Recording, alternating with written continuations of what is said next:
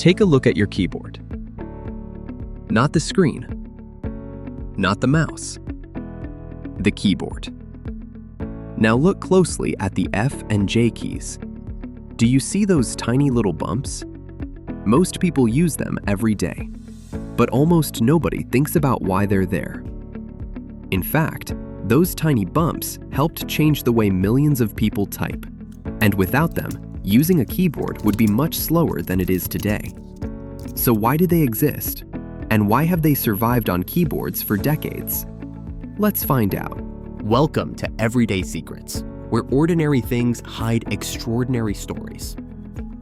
Whether you're using a laptop, a gaming keyboard, an office keyboard, or even some public computers, you'll usually find the same thing: tiny raised bumps on two keys, F and J. At first, they seem completely unnecessary. Why only those two keys? Why not all of them? And why make them so small? The answer has nothing to do with the keyboard itself. It has everything to do with your hands. Imagine typing a long email. Now imagine having to look down at the keyboard every few seconds. That's how many people typed when keyboards first became popular. Looking down constantly slows you down. It breaks concentration and increases mistakes. Engineers wanted a way for people to know where their fingers were without looking. And that's where the bumps come in. They act like tiny landmarks.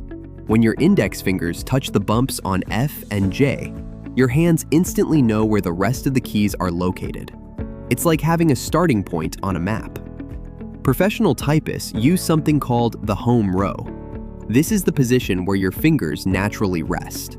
The left hand sits on A, S, D, and F.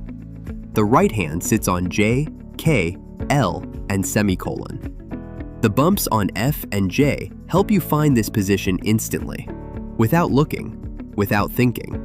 And once your fingers are on the home row, every other key becomes easier to reach.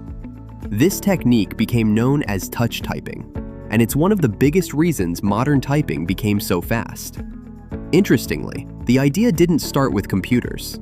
Its roots go back to typewriters. As typing became an important workplace skill, people wanted to type faster.